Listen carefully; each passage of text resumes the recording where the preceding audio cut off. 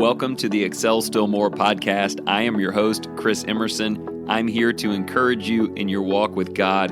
Thank you for joining in. Today's podcast is sponsored by Cunningham Financial Group. John Cunningham is a friend of mine and a brother in Christ, and he can help you with financial decisions and future planning. He's been a big help to me and my family, and I commend him to you. You can reach him at 205-913-1720. I am so thankful you're here, so let's get started. Welcome back, and thanks for listening in today. So it is early November, and I think the last 2 months on the calendar are my favorite part of every year. I mean, don't quote me on that. I've probably said that about every other part of the year. But let's just say this is a very special time for me and my family, and maybe yours as well. The obvious reasons relate to the holiday season, but for us it represents a slowdown. I travel a lot less. There are fewer sports events, games, and practices. The days are shorter and they can be wet and cold. But for us, that just means a lot less busyness and a lot more time together at home. Whatever your personal situation, I want you to look at these last 2 months as a great time for planning. Hopefully you have a little less going on and you can evaluate this past year. What are some things you involved yourself in? What are some goals that you pursued? What are some good accomplishments that you're proud of? What are some things that you fell short on? And go ahead and start planning 2023 now. You don't want to just get up on January 1st and say, okay, what do I need to start doing out of the blue right now to make this the best year ever? Instead, take the time at home or the time with family throughout the rest of November and December and assess what you want next year to look like. What are some big goals that are now in reach for you? And maybe you go ahead and start pursuing them in some ways right now. But better yet, make sure that you've gotten very clear on what you want to do and start in January with a plan already in place, maybe a couple of trial and error projects already out of the way, and you have a real clear picture and optimistic picture of the new year. I'll give you an example of this. Maybe you're a young person thinking about going back to school. And so you wake up on January 1st and you say, I'm going back to school this year. I'm going to finish my degree. And while it's true that classes start in the second week of January, all of them are already full. You don't have the opportunity to sign up for them. But what if you used the month of November to assess if that was right for you? And you started pursuing your options. And you went ahead and got booked for classes early. And you found some financial aid avenues. You're still going to wake up in the new year going, this is going to be the year that I finish my education. But the way you chose to use the end of the previous year took that from just something you hoped to do to something that you're already well on your way to accomplishing. So that's not exactly what we're going to diagram today, but I do want you to start thinking in those ways, and probably several episodes throughout the rest of this year will be about conditioning your mind to prepare your pathway so that you can begin the new year with a whole bunch of reasons to believe that it will in fact be the best year of your life. Okay, so to begin bringing this back towards our title today, one of the ways you can assess what you want next year to look like is about taking a peek at what we call your bucket list. I'm sure you know what that is, so I will very briefly describe it. It is a list of things, most of which you have not yet done or accomplished or experienced, but you have a genuine desire to do so, and you hope that those things are a part of your life before you kick the bucket. Now, I am ultimately going to ask you to go in a very different direction by reversing that list, but I don't want to act like it's a bad idea to make it. In fact, if you're just spending some extra time with family coming through the rest of this year, sit down and make a list together. What are some things that are very important to us that we have not yet experienced? I did a little Googling on what are on most people's bucket list, and it was about like I expected. Destinations that you would like to visit, skills that you would like to develop, or maybe something kind of crazy and wild and dangerous that you want to do. This included things like seeing the northern lights, going skydiving, or getting a tattoo, going on a cruise, swimming with dolphins, getting married, buying a house, running a marathon, or writing a book. And look, I don't want to dismiss any of that too early. If you can make a list like that and you say to yourself, this is important to me, I've never done it and I want to do it, and it is possible in 2023, then start working on that right now. I don't give a whole lot of attention to bucket list items that are nowhere near reachable in the next 2 to 5 years. But if it's something that you can get to with a little bit of planning and preparation, and it will require that planning and preparation to make it happen, then let's get with it. That makes me think of Disney World for our family. We had on our list to take the kids to Disney, and then we decided we wanted to try to do it every few years. So we began saving the same amount of money every single month for like 10 years. And every third year, we'd have enough and we would go. The first time was amazing. We really enjoyed it. And we did that several times. It was a really cool thing that we always wanted to do. But it wasn't just going to happen because we wanted to do it. So maybe think about picking a couple of things and starting to put the pieces in place. But I need to warn you a little bit about bucket list items.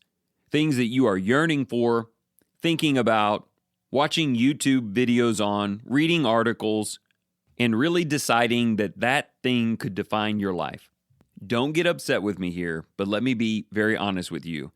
You may never get to do some of those things. There are places you may never get to go, skills you may never be able to develop, and wild and exhilarating decisions that will never happen for you.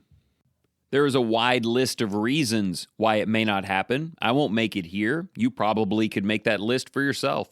But therein lies one of the problems of goal setting. When you put out in your future some major experience that you want to have, it's something big, something you might say is life-defining, something that will require at least 50 pictures on Facebook. But there is such a thing as a little bit too big and too far, and life happens. And most people's lives end with things still on the bucket list that didn't get done. And while I'm depressing you thoroughly, I would tell you that some of those things you will do, and it won't be near as good as you thought. You invest 2 years of work and life and money and conversation into achieving this great trip, only to get there and realize that the place is not as beautiful as you thought, the lines are 10 times longer than you ever imagined, or it's too hot, or it's too cold. Or maybe worse yet, you go and it's fine. Or you learn some new skill and you actually can play the guitar now. You always thought that this would make you happier, add extra fulfillment to your life, and you've seen it, you've done it, you've tried it, and it really isn't that big a deal. So again, I'm all for bucket lists, plans, new adventures, broadening your horizons.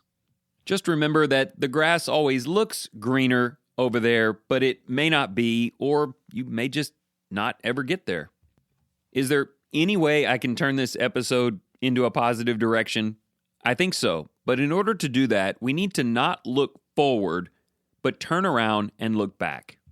I was watching an interview with Simon Sinek. I've mentioned him a handful of times. We've done several episodes on his speeches and books. But he was discussing the greater value of what he calls the reverse bucket list. It is still a collection of really cool things, places that you visit, things that you learn and do, and relationships you enjoy. Except it's not in some future that hasn't happened yet. It's in the life you've already lived. It is this tremendous and uplifting exercise of looking back over this last year, this last decade, maybe your whole life, and writing down what are the truly great, amazing accomplishments of my life that I have already done. The reverse bucket list is basically a gratitude list. You write down things you've already accomplished, things that make you feel proud, things that you don't hope that you're going to get to do. You did them. Things that you're not just expecting to be awesome, they were awesome. You're sure of it. and some of them still are. You may go out and accomplish new and interesting things, and when you do, you put them in your reverse bucket list and you hold on to them. They're yours now. They're not theoretical or possible, they're actual. Unlike future bucket list items that you have to look up pictures of online because you've never been there, you have pictures with you in them. You get to treasure the memories, and maybe you choose to go again next year. Not with some anticipation of perhaps it being great, but because you've already proven that it's great and you just want to go explore that in more depth. I really wish more people would do this for several reasons, and we'll walk through it in the back half of this episode. First of all, and most simply, it makes you happy with the life that you've lived. It asks you to look around you, present and past, and to count your many blessings, to capture those great moments, to be proud of them or thankful for them. And whenever you leave this life, be it today or 10 years from now, no one can take away from you who you have become, what you have learned, the relationships you have built, or even the places that you've gone. Everything on that list is checked. Everything on the traditional bucket list is not. This can begin to help with future planning, which is ultimately what I'm trying to encourage you to do. If you were looking at two lists in front of you, top 5 things that you've never done that you hope to do before you die, and top 5 things that you have experienced that really defined your life. And I said to you, you can pick just one, and I guarantee you will experience it next year. Which would you choose? I have to tell you, I'm not taking my chances on what a bunch of photographs and other people told me was super awesome. I'm going to go with the thing that I already know means a ton to me, that brought tremendous fulfillment to my life. So let's look back and treasure those things, and you might find yourself planning a repeat of something that is incredible to you instead of a flyer on something that someone else said is great. Okay, let me push this to another level that has had real significance for Summer and me and the life we're living and what we hope to do. Typically, if you were asked to make a future bucket list, you would probably include places you'd like to visit, experiences you'd like to have, and maybe talents you would like to develop. But if I asked you to make a list of the same length and we're calling it a reverse bucket list, and I ask you to look back over just the past few years and write down those major, amazing things, what would be on that list? Honestly, I hope you give this a try, and I would love to hear your feedback. Because I'm going to tell you, my reverse bucket list is not talents I have developed. It's very little about locations that I have visited. Almost all of it is about time invested in wonderful relationships. Personally, I was trying to make just a reverse list for 2022, and everything on it had to do with family and loved ones. 2 times my wife and I got on an airplane to go spend a couple of days out of state. The places we visited were cool. We climbed a couple of mountains and we walked a couple of beaches. And we had been to both of those places before. But the greatest thing that happened to me this year is just getting to do it again with her. Getting to connect to her even more and deepen our relationship. Another thing on the list is a book that I read, Pat Gesslinger's The Juggling Act. But it's not the book that goes on the list, it's the breakfasts. He said that he took his kids out one at a time, once a month to breakfast. And I did that with my kids for about 3 months. We would go out, just the 2 of us. I would have them pick someone else in the restaurant they wanted to buy breakfast for. And we just kind of shared that. And I think we're actually still reaping benefits for that. But to give the punchline away, I'm already laying out really cool plans for 2023. And there aren't any exotic locations on it. Maybe I go to those places, maybe I don't. But I'm planning for a lot more breakfasts with each of my children. And I'm actually planning to take Summer for the 4th straight year to the same place in January. A place that we know that we love and cherish, but mainly we just love and cherish the time with one another. And look, there's nothing wrong with heading somewhere new, and we may do that instead. But the bucket list item, both forward and reverse, isn't the location. It's being with the person. I predict that if you look back over the last year or two and you write down the most cherished and fulfilling memories, the most wonderful experiences, it won't look anything like the Reddit's top 10 bucket list items. It may not be all about the Northern Lights or getting a tattoo or writing a book. It may be a conversation that you had, a relationship that you mended, time spent singing songs with a church family, or even weekly or daily time you set aside to build your connection to Christ. Are you starting to get the picture? Most people's bucket list items are built on images that you can find on Google. Most people's reverse bucket list treasured accomplishments are far more personal, private, relational, and deep. And by the way, deep is an important word. I did an episode a year or two ago called Deeper or Wider, where I talked about kind of a midlife crisis I had a handful of years ago, where I realized that I hadn't yet become a computer programmer, and I hadn't learned to play the guitar, and I hadn't traveled to certain countries that I wanted to visit. And I made this dumb mistake of telling my wife how relatively unfulfilling my life is because of all of these items that weren't done. And she looked at me, and I will never forget her looking at me. And her eyes said, "Chris, look around. The most treasured and amazing things I've ever wanted are right here in front of me. Why aren't they enough for you?" I was crushed, she was crushed, but it led to a reevaluation that the most rewarding things in life are about taking what you know is rewarding and deepening it, repeating it, getting it so etched in your memory because of how often that you've done it that it never gets forgotten by you nor by the people that you love. And then go out and plan things this coming year that repeat and deepen and truly crystallize those concepts. Here's an interesting comparison in my life. When the year started, if you would have said, "Chris, anything on your bucket list you're going to do this year?" I would say, yeah. Lord willing, I'm headed to Wrigley Field in October. Always wanted to go there. And you know what? I did. And I had a hot dog, and it was awesome. But when I look back and I rate my day at Wrigley Field up against 3 breakfasts with Ella, time with my spouse, some wonderful souls we saw converted to Christ, Chicago, which was likely number 1 on my list going into the year, probably doesn't even crack the top 10 looking back at it. Now, of course, we can't just live in the past, although I think it's wonderful to look back and see what you truly treasure. Your experiences reveal that. But the question is, can we learn from it in planning our future? Chances are you're going to be around the most beloved and wonderful people in your entire life throughout the rest of this year.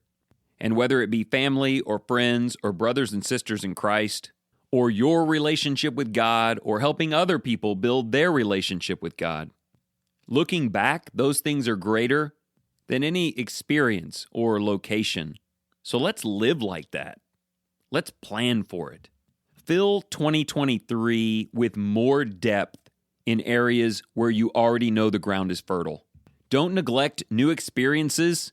Jump out of an airplane if you want to. Go and visit Europe. I think a lot of people smoke over there, but otherwise it'll probably be great. But be careful sacrificing things that you've already proven are true riches for things that might not happen, may not be fulfilling if they do, and could very well take away from things, more specifically, people and relationships and love that you would gladly write down and treasure on your reverse bucket list.